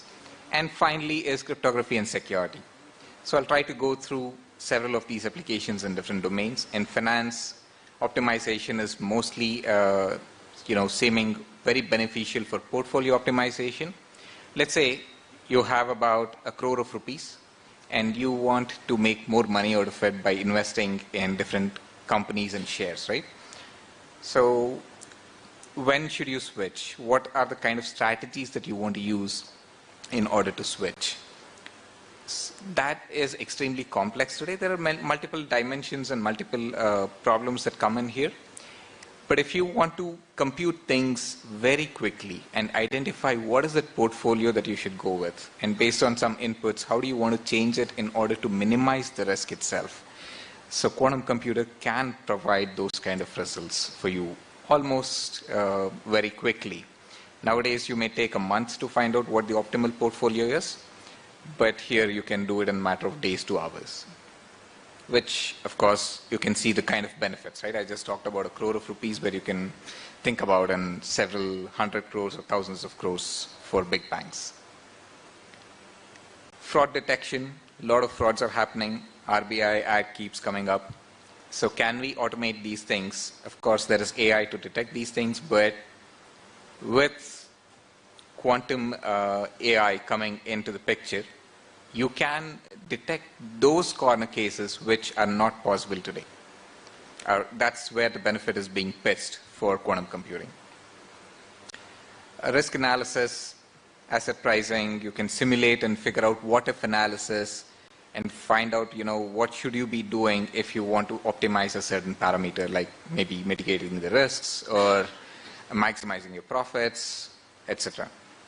And finally, cryptography, security we talked about, somebody can break in and steal the data or make any operations on banking or financial sector. So we also have to realize that financial sector is a critical sector, right? So you don't want it to break. You want to secure it. So there are many solutions. Some, what Anil showed about, Killa, where you are trying to use a quantum cryptography sort of a solution. But there are also classical solutions like post-quantum cryptography, which can secure the pipe and make sure that you're not vulnerable to such attacks. So similarly, quadrants can be drawn for manufacturing. You can imagine complex problems. For example, if you have a car assembly line, you will have n number of machines going through a pipeline, starting from chassis creation to engine integration to other luxury fittings and so on, right? So it's a pipeline that happens. But a car manufacturing plant is not going to do only one car. There are going to be multiple types of cars that it's trying to manufacture, and there are going to be multiple customizations nowadays that customers want to have on their cars. So in order to make things very efficient, you will need to optimize the way you're using machines. So every day that you save in delivering a car will actually make a huge amount of benefit for the car manufacturers or the OEMs. I just talked about car, but you can imagine for all kinds of heavy industries or other manufacturing places, applications that could be there. So similarly, batteries, finding out better battery materials. We are all moving to EVs. So of course, finding better battery materials, how they behave, how can we optimize charging, how can we extend the ranges of these batteries itself to operate, are very crucial things as we move into a new era of EV and beyond. And of course, today we are working with lithium. There may be other materials which may even provide better battery materials than being dependent on other countries which provide lithium, right? So discovery of these materials are very important. Same way as insurance, oil and gas, healthcare and life sciences, they've been talked about, so I'm not just going to bore you with similar things, but essentially quantum has a lot of applications where it can bring a lot of value, and that's what we believe in. So we talked about security as well. So how are we trying to do this, or trying to help our clientele with this one, is we see that every organization is going to go through these three phases. Awareness, where we learn what quantum is, we identify what quantum problems are. We should note that not every problem is solvable by quantum computing, or even if it's solvable, it does not bring that advantage, just as other speakers mentioned. So we'll need to identify the right problems where it can be mapped onto quantum mechanics, for example, drug discovery, or battery materials discovery, or portfolio optimization, and so on. And then is the preparedness. Okay, now I've identified what is the next step that we'll have to do. We'll want to experiment and identify which are these, whether these use cases identified are going to play out the same way. And once you have done that, the next part is to actually scale it up to a value, right? So that's where you'll really see the value, where you have optimized your manufacturing unit, or you have optimized your portfolio, and so on. And these are some of the things that typical services that we are building around in LTI Mindtree to help our customers go through the quantum journey, right? It's not an easy one, but it's a crucial one that most enterprises will follow. So the way we are trying to do is build strong capability where we have a strong quantum workforce, have researchers, have people who really understand what quantum means and how current problems can be mapped onto that. Second part is integrated quantum ecosystem, work with players like IBM, with startups that are going to be developing and working on quantum technologies. Collaborative engagements, go to the end customers who really have problems, take the partners along with us, and work with them to solve real-world problems that we talked about. And what we are trying to do is translational research. While IBM and IIT Madras here, I'm just taking these examples, but there are many more universities and academia which are working on fundamental problems. There needs to be someone who takes and converts these problems to industry-specific ones and make sure that it is sort of democratized and solve those useful problems to get the money back, return on investment, right? So that's what we are specializing in, translational research. And this is where exactly Amravati Quantum Valley sort of fits in, because it is going to contribute to all of these four boxes. It is going to enable stronger capability. It is trying to build quantum-ready workforce that could be hired, right? So when quantum computers are going to be prevalent, we would need a lot more people than handful. So having that quantum-ready workforce is important. That's one thing. Ecosystem, of course, there's going to be an ecosystem of startups and other companies that are going to be around here where we can partner with in order to do this. And we will work together in order to co-innovate, do the translational research, and take it to our clients with these collaborative engagements. So that's what we are trying to do here, and we'd be very happy to work together with Amravati Quantum Valley in these regards. With that one, I will end my talk and not hold you back for your lunch. Thanks.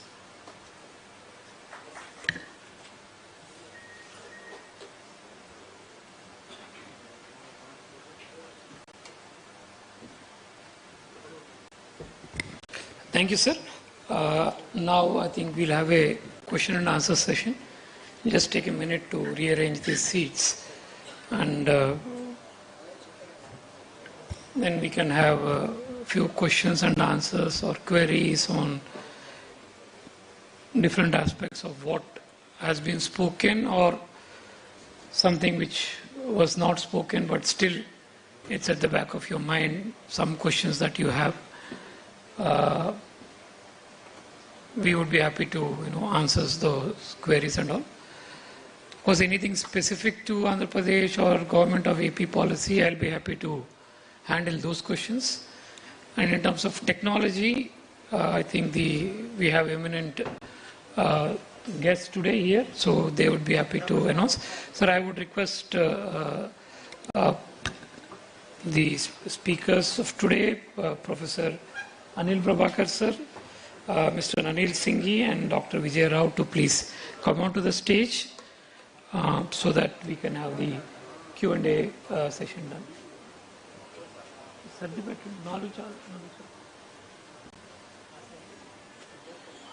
Do it quickly. Yeah. Cordless mics can be given there. Cordless mics. So 3-4 people can be there with cordless mics, and then that can be done. Yeah. Please, sir. So we didn't anticipate this thing to obstruct them.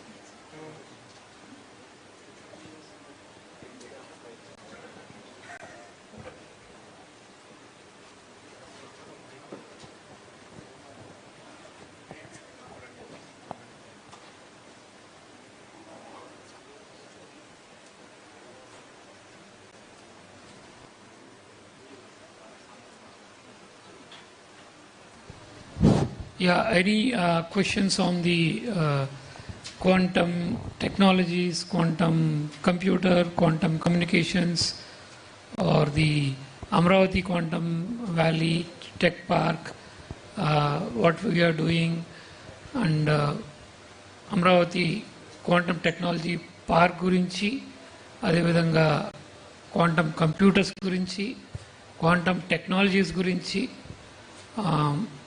any queries or any question and answers, our guests would be happy to take these questions. Thank you. Mike, akkade undu. Hello.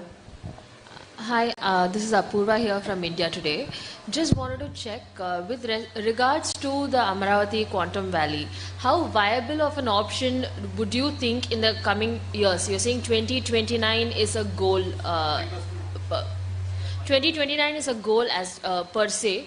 So in these years where you're error correcting and everything, how viable do you think this Amravati would be an actual ecosystem to build and develop for your possible next vision for 2029?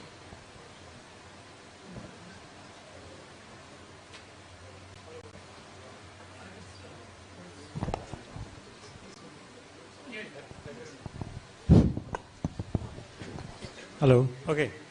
Yeah, so the IBM goal is to have that fault-tolerant machine by 2029. That is going to proceed independent because that's a core technology development. But I think where Amravati Quantum Valley can be very important is to establish the use cases and the ecosystem that actually feeds back into that effort to inform our work, right? And so we are very keen to see how the ecosystem develops. I think we have 4 years if we use that timeline.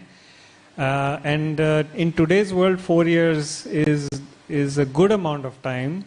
And if we move with speed, the good thing is we're not starting from scratch. With the National Quantum Mission, there's already research groups activated around core technology. With Andhra Pradesh, the government's focus and commitment, already on the 30th, we're having an industry day. I think it's now really about the industry recognizing that there's an opportunity and to engage around the use cases from across the country.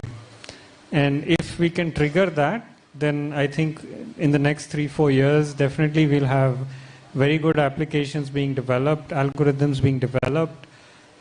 By the synergy between NQM and Quantum Valley, which will inform definitely not just IBM but many of the technology developers globally on how to actually shape the underlying technology to best meet the needs of these emerging applications. I can add a little bit there. It's not that applications cannot be run on the system that we are bringing to Amravati. They can be. You can start with that. They'll become better, right? So rather than waiting for 4 years to become better, we can start off doing things. So what we are trying to do is that we are trying to develop an ecosystem. See, the idea is that our vision is that by about January of next year, we should have the first quantum computer coming in. And that would be the first one for India. And I don't think we have an option of having multiple quantum computers getting established in India, at least for in the next 2-3 years. So we don't have that kind of a scope for so many multiple systems to be established. We start off with this so that we give access to the system to our research institutions. So they will start doing research, R&D, and they'll also develop competencies in that. And startup companies can start experimenting with a little bit of experimentation. They can do a lot of use cases, they can do algorithms and all. That will keep on happening. What we are more interested in beyond these two things is to have an ecosystem. Like an ecosystem where researchers are coming and they are bringing their problems here and they are bringing their problems and working on the system. And we have companies, commercial companies like pharma companies, agri-tech companies, medtech companies, coming in, doing their algorithms and all for bringing out better services, better products, better diagnostics and all. And in our anticipation is that by the time they say that the perfect computer, there will never be a perfection. He says 2029 he will reach one goal post. I am sure that by 2027 they'll start thinking about the next goal post, which is far more 1,000 times or million times better than that. So let us not get into that, let's have a perfect product to start doing that. So what we have today can actually solve a lot of current problems. What they are suggesting is that the system which will come will solve a lot of future problems also. But as on date, a lot of the quantum system that they are trying to bring here, we are going to put it here. Definitely drug discovery would be possible. Few new drugs can come with that. Maybe after 2029, we would be able to do it better. So rather than waiting for that, we want the ecosystem to do. The grand vision of the government is that at least 90,000 to 1 lakh people working out of Amravati, Quantum Valley, developing new algorithms, new products, doing hardcore research on that. It's not that we are only doing it in isolation. The facility would be available for our research partners, all government research organizations, corporate entities and all. We want the entire ecosystem, corporate, government, private, everything to grow. So I think that should answer your query.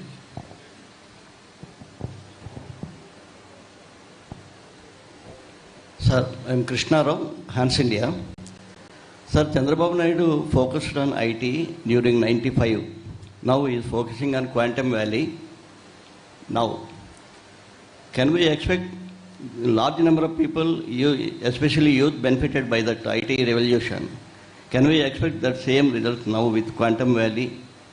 Now, as I already indicated, our initial thing is that we are expecting 90,000 to 1 lakh people to start working from the Quantum Valley. But today the technology is such that the quantum computing will be in Amravati, but that can be used by any person in India or for anybody anywhere in the world. So these services can be available through remote to anybody. They could be using it. Somebody sitting somewhere in Bhubaneswar, he has some idea and all, he wants to run an algorithm, he can definitely do that, and which is happening. It's not that algorithms are not being run on the quantum systems. On a cloud base, in fact, IBM is providing those services to many people across the world, and many others are providing. So that is very much possible. Jobs will be created. Last time, IT revolution created jobs. It also created a bit of efficiency in the system, the way we do things. But this time, the increase in efficiency will be multifold, and there will be a lot of things which we have never thought about would be possible by this time around. As we said that IT revolution didn't lead to new drug discovery or new gene therapy and all. It helped. Definitely it helped in doing this.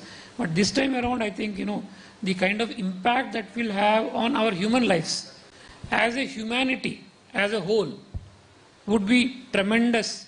And job creation would be one part of that, definitely. Thank you. Hello, sir. This is Atha Mohammed from RTV. How will startups and private companies can be involved in this initiative? Yeah, we are providing a conducive environment for all these startups. As I said, we are creating space, and we are creating a policy, and we are creating an environment for the startups to come. If you are a startup, bright startup, you have some idea, right? But you don't have the computing power or the wherewithal to access a quantum computer anywhere, right? You come to us because you know that as part of government of AP policy, we are creating what is called innovation hubs.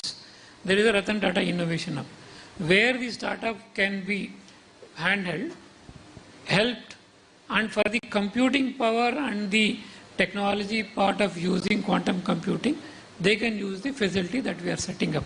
Both parts will be taken care. So it will not work in isolation. It will work in, see, we have a, Andhra Pradesh government, you are aware that we have a startup policy and we have a innovation hub policy. So all these things will work together to create an ecosystem. And the same Ratan Tata Innovation Hub is also there in Amravati. So both will work in tandem. One thing I might add, definitely Amravati Quantum Valley will create that environment. From an IBM side, we also have our own one startup program for startups who are reaching a certain level of product ideation and viability, to give them premium access to our systems. Already, for instance, in India, we have one startup who joined that program over a year ago, Boson QSci. And then I think 25 or 30, quite a few across the world. So all of that will also be available as programs as part of this, because those are established ways for startups to engage with the IBM technology and to accelerate their product development, get more access to the systems, be part of that network of startups, sort of be part of the events that IBM organizes, and kind of get to know what else is happening across the world. So I'm sure other partners like TCS, LTI, Mindtree will also bring in their networks, make it available through this Quantum Valley. So that will also add more abilities. Sir, Bhaskar garu, ఇప్పుడు new revolution వచ్చిన ప్రతిసారి కొన్ని సందేహాలు భయాలు ఉంటాయి. అట్లాగే ఇప్పుడు quantum computing వచ్చిన తర్వాత మన క్లాసిక్ కంప్యూటింగ్ అనేది ఎబాలిష్ అయిపోతుంది. ఒకటి మోర్ ఇదొకటి ఏంటంటే, ఒకే మనిషి చేసే పనిని క్వాంటమ్ కంప్యూటింగ్ వితిన్ మినిట్స్లో చేసేయడం వల్ల మ్యాన్ పవర్ తాలూకు వాల్యూ కూడా తగ్గిపోతుంది అనేది ఒక భయం ఉంది. దీన్నే ఉంటారు. ఒకటి క్లాసిక్ కంప్యూటింగ్ ఎక్కడికి వెళ్ళదండి, రైట్? క్వాంటమ్ కంప్యూటింగ్ పవర్ ఉన్నా the front and classic computing ద్వారానే మనము యాక్సెస్ చేయగలం. It's not that quantum computing means you directly access it. You need a front end. So that classic computing will always be there. Sir, for a small problem, oka Excel lo oka chinna calculation, rate of interest calculation cheyadaniki why should I use a quantum computing? It's like, it's too much of an overkill. Adedo pichuk meda brahmastram laga, why should we waste that kind of thing on computing power on a small problem? The classic computing will continue to be there. There is nothing is going to change there. And second question that you have answered is that whether it is replacing humans, no. The problem that we are going to pose to quantum computing is today is something which we are not able to solve through the classic methods because we don't have that kind of a power to solve it. So it's not going to take away jobs because all the experts, what they have said is that it's not that 100 persons are doing something and I'm replacing this with one, quantum computer. No. In fact, I am trying to solve a problem which normally we are not able to solve at all. It is not in our horizon. It is not in our thinking process. This is beyond that. Something like that. So, quantum computing taking away jobs and all, I don't think that's a correct argument at present because this is something beyond. This is beyond something what we are classically doing. It's not going to take away jobs per se. In fact, it will definitely create a large number of jobs in the very specific niche area. That is going to happen. And very highly experts on that area will come out. Sir, a follow-up question. How do you think it is possible for the industry at present to introduce quantum, introduce quantum into solving real-life problems? Like, is that a thing that can be very doable in the near future? They've already started doing that.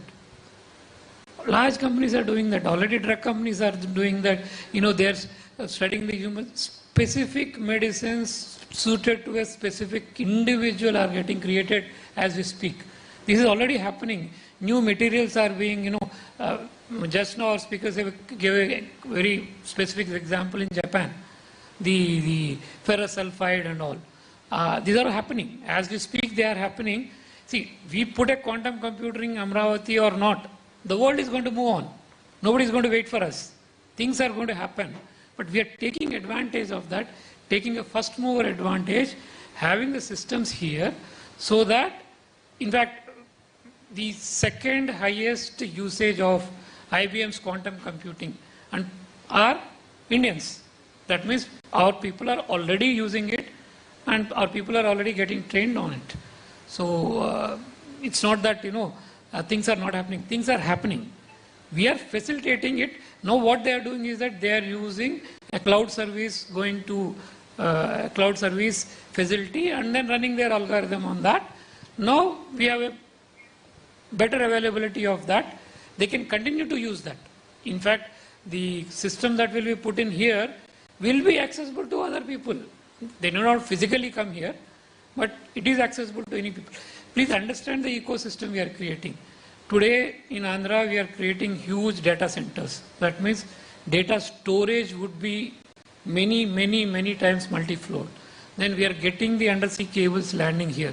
That means the computation power of the quantum computing, the traditional data storage and the traditional data exchange systems and all will work together and we can provide services to the entire world. One example was that fraud detection. Indian companies can provide these fraud detection services to all the clients in the world and really make a lot of revenues for us. That is possible because the entire ecosystem is getting built. You have the storage, you have the communication built in, and you have also the computation power coming in. The opportunities are tremendous. Avinash Pujari this side from Press Trust of India. My question to you is to Nini Bhaskar sir. Sir, how does your Amravati Quantum Valley, quantum compounding, it aligns with National Quantum Mission? It is absolutely in line with the National Quantum Mission vision. So National Quantum Mission also talks about the same thing. And our state quantum mission, our Amravati Quantum Valley, is in line with the same goals and all. The National Quantum Mission also talks about having the quantum computing system. It talks about building new hardware, building quantum computers in the country, and then building algorithms. In fact, recently National Quantum Mission has given a challenge of, algorithms. So they have given out this thing that, see, companies or people can pose problems or algorithms required, and companies or individual can actually come out with solutions. So this is all part of the same ecosystem that we are talking about. So our research institution, once our system is there, IIT Chennai, IIT Madras, IIT Mumbai, and other research institute, ISER, IIC, everybody can latch onto the system and, can run their algorithms and all, and can do research, R&D.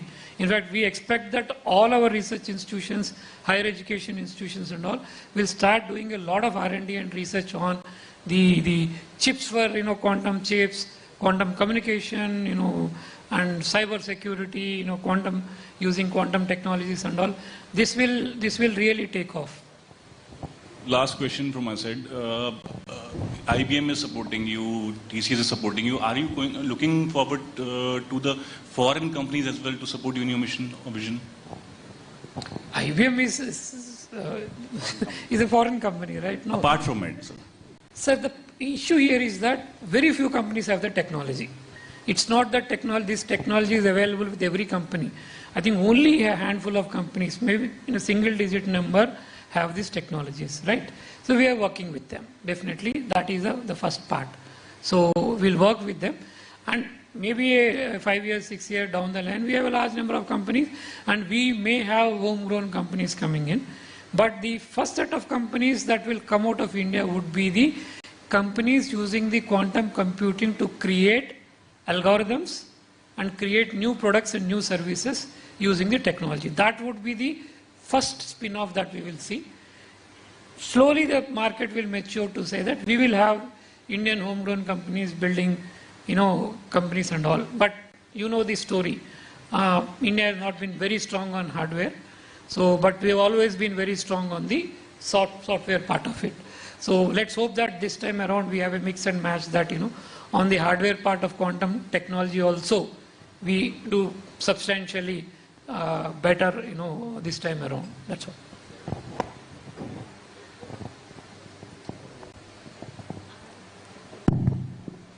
Sir, this is Prabhakar, a freelancer. Sir, how this quantum technology is useful for reducing the poverty? Because Honorable CM Garu is talking about zero poverty and different kinds of welfare schemes to reduce the poverty in the state.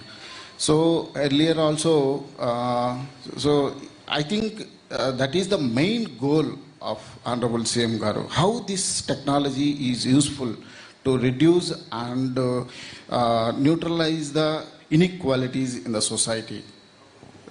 First thing that comes to mind is that productivity enhancement. If today you are producing, say, 3 tons of paddy from 1 acre, we can have a lot of research on the grain selection to genetic improvement of the grain, and then specific interventions into the crop to increase the productivity. His income level will grow up.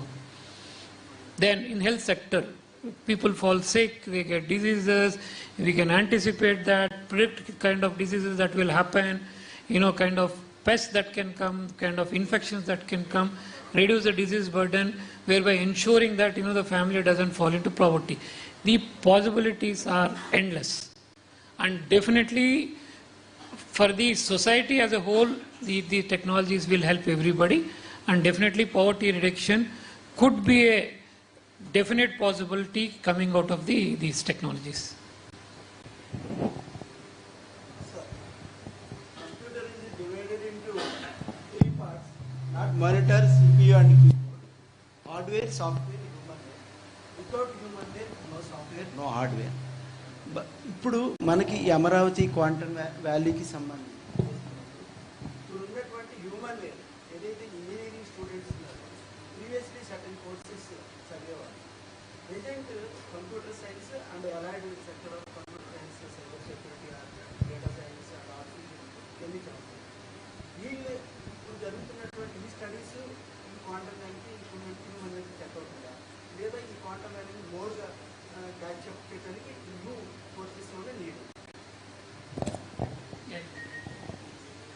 So the National Quantum Mission has partnered with AICTE, and they have 2 programs that they have announced. One is an undergraduate minor in quantum science and technology, which any university can offer And students who are doing computer science or any other department can opt to do a minor in quantum science and technology. The second one is a PG course, MTech in quantum science and technology. So after you finish your BTech, you can do 2 years MTech in quantum science and technology. Through those two programs, we are hoping to train, right? Now, it is an open call. The call is open right now to set up labs also, undergraduate labs. So now it is up to the state governments and the state universities to step forward and say, okay, the national mission is already encouraging it. Can we do our bit and train? So, a little bit of push from down, a little bit of push from the top. Both are required.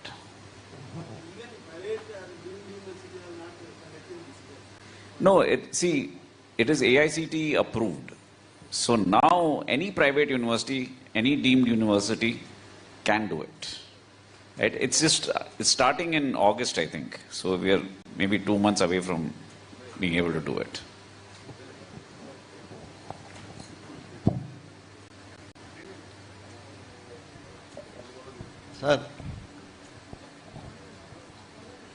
Sir, quantum computing is an advanced technology. How far it will be useful for good governance, better administration, delivery system, and public services, government services? Right, let me try this. I don't work for the government, so I can always say anything. We have talked to, for example, RBI, right? We have talked to governments who say that the direct benefit transfer, there is leakage. How do you identify that leakage? Right? Typical case is because the name is misspelled. My name is Prabhakar, I'll say Prabhakara and go to another district and take the money. Out here I'll remove one A and take the money. Can we catch those cases and stop the leakage? That is technically called anomaly detection. How do you find the small mistake in a large data set? Quantum algorithms are helpful for something like that. In terms of governance, there is an optimization problem. I have limited resources and I have to supply it to many people. So if you look at public distribution scheme, how should I send my trucks? Where should I go downs be? That public distribution scheme can be optimized, right? Countries are using it to optimize movement of trucks, movement of ships. All of those can be optimized, and that all comes from good governance. It all reduces petrol consumption, it reduces traffic. So those good aspects help the government provide better services. I can add to that. So all of us are aware that in Andhra we are creating what is called a data lake. So entire citizen data, transactions and all, we are creating a data lake running into few petabytes. So around between 4 to 6 petabytes of data is there. With this kind of technology available, analytics can be run very quickly. So otherwise it takes a couple of days, which could be done in a matter of few minutes for any decision making. And the real meaning of real-time governance can come in, where that huge data set we can do quick analysis and give a result out. And particularly in areas like disaster management, risk management and all, this helps because there is a large number of, again, data there. We have data. But trying to find something out of it and then taking action on it is like trying to find the needle of the haystack, which will become easier now with these technologies being available.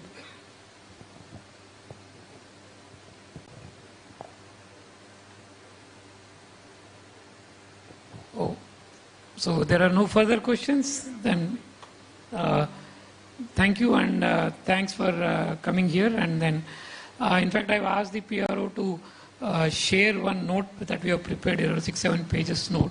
It's basically, tries to give a lot of factual data regarding the Amravati Valley Park and in relevant areas of that for your usage for preparing your, press, pointers and all. So, thank you for joining us here. I hope, we were able to clarify all your doubts. This is a little technical subject, but not so difficult that, we can, understand it so that it reaches the general public, so that the common public should not think that this is something not relevant for me. In fact, quantum technology is going to be relevant for everybody. For even the smallest of the person, somebody calling him and, cracking his password and taking away 500 rupees. From that to, the largest of, insurance companies using, the analytics here to target specific persons for specific products, which is possible. Today, we are overpaying. So, if you know the entire database of vehicle database, accidents, persons, their life history, their medical database, everything and all, probably the insurance cost for that vehicle can actually come down very low. That's one public good I see coming out of these kind of technologies. Today, we are overpaying because the risk is too high for the company. Company doesn't know. So, you are driving rashly, I am driving okay, he is driving moderately. But the company doesn't know. So, it will charge all three of us the same money. But if I am driving perfectly all right, I should get that product at a very lower rate. That's the kind of benefit I should come. So, with so much of data crunching possible through these technologies, I think it will make life also easier for a lot companies, individuals and all. We can get a lot of products at a lot of cheaper cost also, both services also. So that's what we are looking at. So I would request all of you to educate the readers that this is for everybody. It will create jobs, it will create problems and future problems also. It is going to, the long-term problems of this earth is going to be your greenhouse gases, your heating of the earth, your environmental pollution, species lost and all. These are the generational problems, I think. Those we are not able to solve till today with classic computing. I think with this kind of technologies, I think we'll be able to address such kind of major things which affect the humanity as a whole. So that is much possible. Thank you.